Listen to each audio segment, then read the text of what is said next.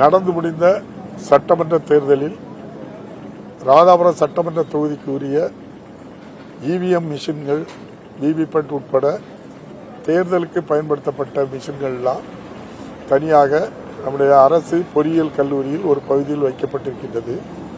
அதற்கு தினந்தோறும் எங்கள் சார்பாக பாதுகாப்புக்காக ஆட்கள் வந்து சென்று கொண்டிருக்கின்றார்கள்.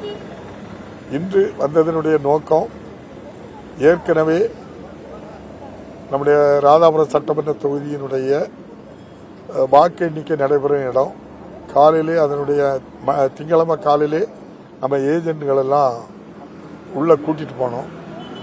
அது எப்படி இருக்கு, எந்த இடத்துல இருந்து கூட்டிட்டு போனோம், அந்த விவரம் தெரிஞ்சுக்கிறதுக்காக தான் வந்தோம். அதே போல நம்ம அனுப்பின அந்த பாதுகாப்பு பணிக்கு வந்த பையன் இருக்கிறானான்னு பார்த்துக்கிட்டோம். அவனும் இருக்கிறான்.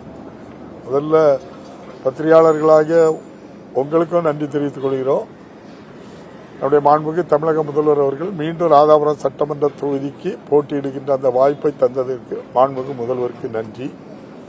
தொடர்ந்து நம்முடைய திராவிட முன்னேற்ற கழக தொண்டர்கள், இரவு பகலாக உழைத்தவர்கள், கடுமையான உழைப்பு உழைத்தார்கள். அவர்களுக்கும் அவர்களோடு இணைந்து பணியாற்றிய கூட்டணி கட்சி தோழர்கள், காங்கிரஸ், தேமுதிக, விடுதலை சிறுத்தைகள், மறுமலர்ச்சி திராவிட முன்னேற்ற கழகம், கம்யூனிஸ்ட் தோழர்கள், முஸ்லீம் லீக் அமைப்பினுடைய 4 அமைப்புகள் உட்பட 23 கூட்டணி கட்சி தோழர்களும் மிகச்சிறப்பாக சட்டமன்ற தேர்தலிலே பணியாற்றினார்கள்.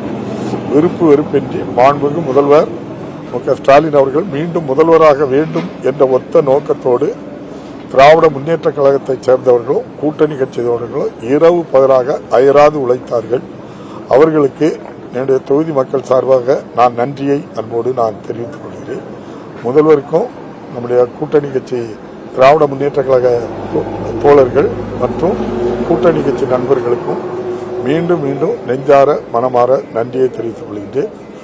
ராதாபுரம் சட்டமன்ற தொகுதியில் மிகப்பெரிய ஒரு வெற்றி வாய்ப்பை தருவதற்கு அவர்களுடைய உழைப்பு தான் காரணம். மாண்புமிகு முதல்வர் அவர்களுடைய 5 ஆண்டு சாதனை மிக கடுமையாக இல்லத்தரசிகளுடைய 8000 ரூபாய் கூப்பன் வரைக்கும் மக்களை மிக சிறப்பாக மக்களுடைய நல திட்டங்கள் தான் மாண்புமிகு முதல்வரை மீண்டும் முதல்வராக்க மக்கள் தீர்மானித்திருக்கிறார்கள்.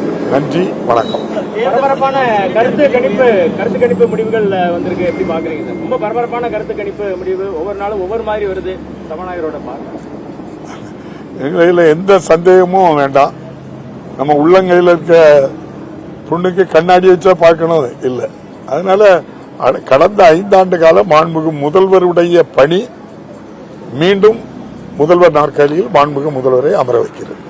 இதுதான் தமிழ்நாட்டில் திராவிட முன்னேற்ற கழகம் கூட்டணி கட்சிகளுடைய வெற்றி உறுதி செய்யப்பட்டதே அவருடைய பணிதான்.